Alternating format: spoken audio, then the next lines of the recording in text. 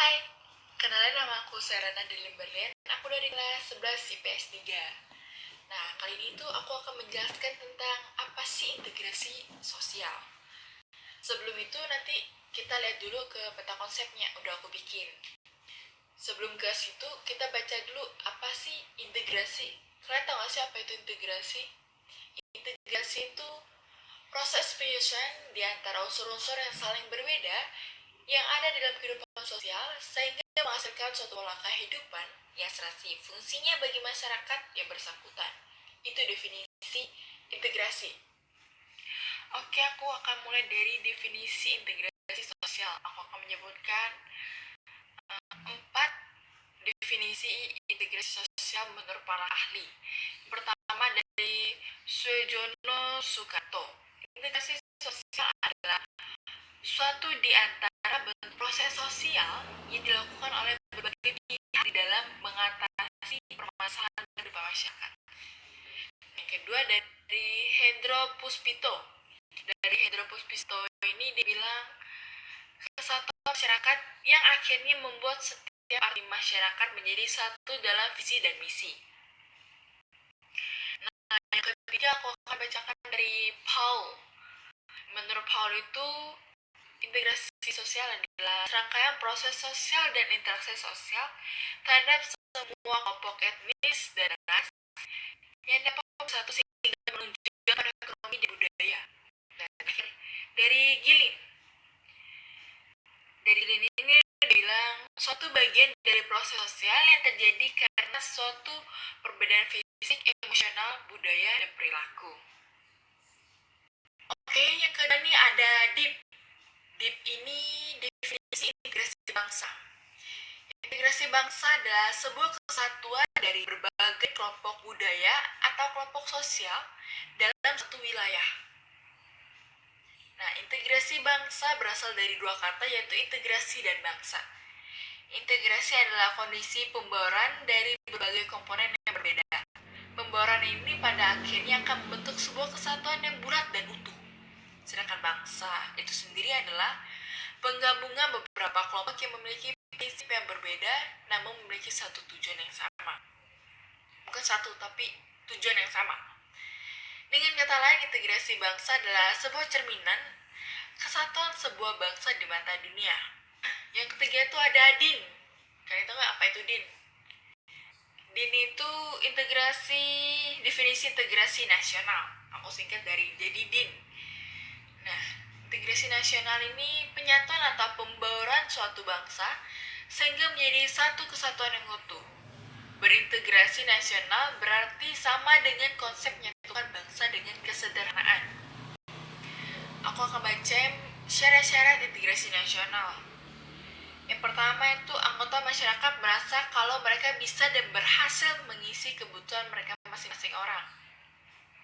Yang kedua, terciptanya kesepakatan bersama mengenai norma-norma dan nilai sosial yang didasarkan dan dijadikan pedoman. Nah, yang ketiga itu ada norma-norma dan nilai sosial itu dijadikan aturan pasti dalam melakukan integrasi sosial. Nah, yang terakhir dari definisi itu ada D. D ini definisi integrasi budaya. AY-nya itu dari ini, budayanya. BUDAYA. Jadilah budaya. Jadilah D. Nah, kita lanjut nih. Integrasi budaya merupakan perpaduan unsur-unsur kebudayaan yang saling berbeda sehingga menghasilkan keserasian fungsinya dalam kehidupan masyarakat. Unsur-unsur kebudayaan itu pertama ada bahasa, kedua ada sistem pengetahuan, yang ketiga ada organisasi sosial, yang keempat ada sistem peralatan hidup, yang kelima ada sistem religi, serta yang keenam itu kesenian.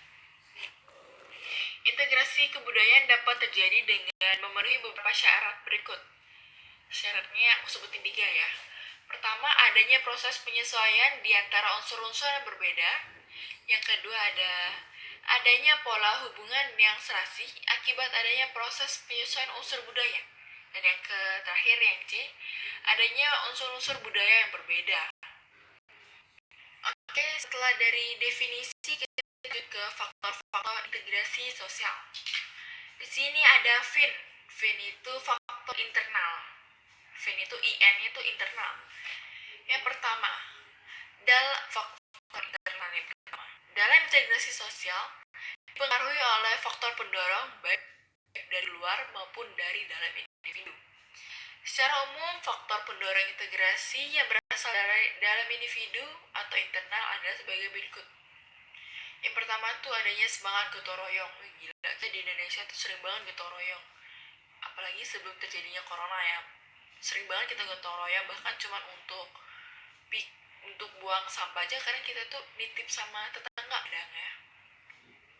Lalu yang kedua itu ada kesadaran diri sebagai makhluk sosial. Kita nggak bisa dong hidup sendiri. Jadi itu faktor-faktor integrasi sosial, sama seperti kayak guru dan murid. Guru butuh murid dan murid butuh guru. Itu. Dan yang ketiga adanya tuntutan kebutuhan. Karena kita memiliki kebutuhan yang berbeda-beda, jadi kita tuh butuh timbal baliknya, butuh kerjasamanya. Contohnya pembeli dan juga penjual. Kalau nggak ada penjual, nggak ada pembeli. Kalau nggak ada pembeli, nggak ada penjual. Jadinya gitu. Dari fin kita pergi ke fact nih. Yang ke fact itu ada 7. Sini aku salah tulis ya, 4 harusnya 7. Faktor eksternal fact.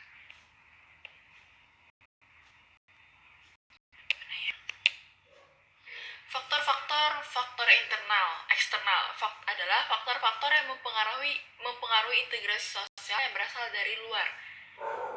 Yang berasal dari luar itu ada 7. Yang pertama kita akan membahas adanya sikap saling menghargai dan toleransi. Wih gila, kita di Indonesia tuh toleransinya tinggi banget ya. Lalu yang kedua itu adanya persamaan kebudayaan. Contoh persamaan kebudayaan ini bukan kebudayaan ini ya. Apa ya? Yang aku bilang ini ya salah satu budaya juga sih. Salah satu budaya di daerah kita atau mungkin di daerah lain juga ya.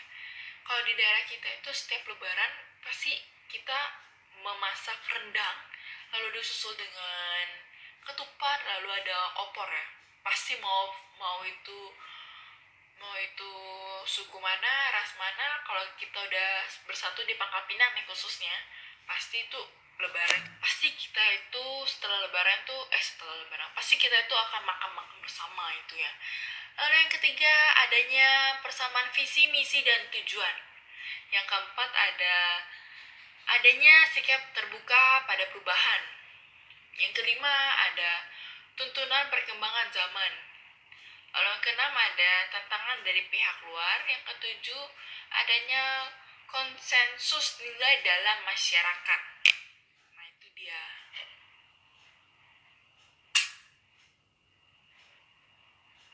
Sekarang kita yang ketiga nih. Yang ketiga itu ada FAB. FAB ini faktor penghambatnya. Faktor penghambat tersebut adalah faktor penghambat. Yang pertama faktor penghambatnya itu ada masyarakat yang sifatnya heterogen. Yang kedua ada wilayah Indonesia yang luas. Yang ketiga adanya paham etnosentrisme. Yang keempat ada lemahnya nilai-nilai budaya bangsa akibat kuatnya pengaruh budaya asing yang tidak sesuai dengan kepribadian bangsa Indonesia. Yang kelima adanya ancaman dari luar. Dan yang ketujuh yang terakhir adanya ketidakmerataan pembangunan. Itu dia faktor penghambatnya. Jadi faktor penghambatnya itu ada 6. Oke, dari faktor-faktor kita berpindah ke proses integrasi sosial. Yang pertama itu ada PA. PA itu proses integrasi sosial akomodasi. Akomodasi merupakan salah satu proses integrasi sosial. Ada tahu nggak apa itu definisi akomodasi? Pertama yang disebut aku bakal bacain dari pengertian akomodasi dari Sujono Sukanto. Akomodasi itu memiliki 2 arti kata dia, yaitu menunjukkan suatu keadaan yang menunjukkan suatu proses. Akomodasi yang menunjukkan pada suatu keadaan berarti adanya keseimbangan dalam interaksi antara individu atau kelompok sosial yang berkaitan dengan nilai dan norma sosial yang berlaku di masyarakat. Sementara itu, akomodasi yang menunjuk suatu proses diartikan sebagai usaha manusia untuk meredakan pertentangan dalam mencapai kestabilan. Lalu ada menurut Haryanto memiliki beberapa tujuan akomodasi. Tujuan akomodasi itu memiliki beberapa tujuan. Yang pertama ada untuk mengurangi pertentangan yang terjadi pada individu maupun kelompok. Yang kedua sebagai tempat untuk meleburkan antara kelompok yang terpisah. Lalu yang ketiga ada digunakan untuk meningkatkan kerjasama antara individu maupun kelompok. Lalu yang keempat, yang terakhir, untuk mencegah munculnya pertentangan dalam masyarakat. Setelah PA kita ada PERSA. PERSA ini proses kerjasama. Kerjasama itu menurut Charles H. Kerjasama muncul apabila seseorang menyadari bahwa mereka memiliki kepentingan yang sama. Bentuk-bentuk kerjasama dapat dijumpai dalam kelompok dan masyarakat seperti kerukunan, gotong royong, tolong-menolong, dan lain sebagainya. Lalu yang ketiga itu ada PIK. PIK ini proses koordinasi nih. Dalam masyarakat majemuk, sering terjadi kerjasama antara individu maupun kelompok sosial. Kerjasama yang dilakukan oleh masyarakat majemuk tersebut harus dikoordinasi agar lebih terarah dan dapat mencapai tujuan yang sama. Lalu ini yang keempat ini ada PIA, proses integrasi asimilasi. Menurut Narwako, proses-proses asimilasi akan tumbuh apabila pertama, adanya perbedaan kebudayaan antara kelompok manusia yang berada pada waktu dan tempat yang sama. Lalu yang kedua, adanya pergaulan secara intensif dalam jangka waktu yang lama.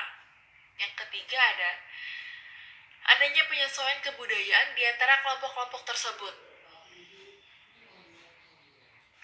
Lalu menurut Suekanto, ada beberapa faktor yang dapat mempermudah terjadinya asimilasi di masyarakat. Yang pertama itu ada toleransi, yang kedua ada kesempatan yang seimbang di bidang ekonomi, yang ketiga ada sikap menghargai orang asing dan kebudayaannya. Lalu yang keempat ada sikap terbuka dari golongan yang berkuasa dalam masyarakat. Lalu yang kelima ada bersama dalam unsur-unsur kebudayaan. Yang keenam adanya perkawinan campur. Lalu yang ketujuh yang terakhir adanya musuh bersama dari luar. Lalu aku akan menyebutkan 6 faktor penghambat asimilasi. Yang pertama itu ada kurangnya pengetahuan mengenai kebudayaan kelompok lain dalam masyarakat. Yang kedua ada toleransinya kebudayaan oleh kelompok sosial. Bukan toleransi tapi terisolasinya. Yang ketiga adanya rasa sakit terhadap kebudayaan lain. Yang keempat adanya perasaan in-group yang kuat. Lalu yang kelima adanya diskriminasi antara kelompok yang berkuasa dengan kelompok yang minoritas. Lalu yang keenam yang terakhir adanya perbedaan kepentingan yang dapat menimbulkan pertentangan antara kelompok. Terus setelah proses kita pergi ke bentuk-bentuknya nih, bentuk-bentuk integrasi sosial. Yang pertama itu ada BIN, BIF, dan BISCO. BIN yang pertama kita bahas. BIN ini integrasi normatif. Integrasi normatif merupakan bentuk-bentuk integrasi sosial yang ada di masyarakat. Contohnya, masyarakat yang disatukan dengan Bhinneka Tunggal Ika. masyarakat yang disatukan dengan kerja bakti, masyarakat yang disatukan dengan mendengar lagu Indonesia Raya, pastinya harus sudah hafal ya. Lalu yang keempat ada masyarakat yang disatukan dengan musyawarah. Lalu yang terakhir, masyarakat yang disatukan dengan hidup rukun. Lalu kita pindah ke BIF. BIF ini bentuk integrasi fungsional. Integrasi fungsional terbentuk karena adanya fungsi-fungsi dalam masyarakat. Contohnya, dalam sebuah keluarga terdapat saling ketergantungan di dalamnya, di mana anggota di dalam keluarga memiliki perannya masing-masing. Seperti misalnya kayak suami dan istri perannya beda, jelas ya. Lalu dengan peran dan suami dengan anak juga perannya juga beda. Jadi masing-masing peranan dalam keluarga itu beda-beda. Lalu yang kedua ada Indonesia yang terdiri dari berbagai suku dan bangsa mengintegrasikan dirinya dengan melihat fungsi-fungsi masing-masing. Yang pertama contohnya, suku Bugis itu melaut, suku Jawa bertani, suku Minang pandai berdagang. Lalu kita pindah ke BISCO. BISCO ini integrasi kohesif. Ko-nya dari kohesif. Integrasi kohesif terbentuk karena adanya kekuasaan dari penguasa. Contohnya, pengusiran PKL dengan menggunakan kekerasan. Yang kedua, melakukan penganiayaan kepada pencuri ketahuan. Yang ketiga, melakukan kekerasan atau ketindakan anarkis terhadap pelaku tabrak lari. Lalu yang keempat, menembakkan gas air mata kepada sekumpulan orang demo. Itu yang paling sering. Jadi itu dia penjelasan tentang integrasi sosial dari saya sendiri, Sarana dari Balian. Terima kasih sudah mendengarkan.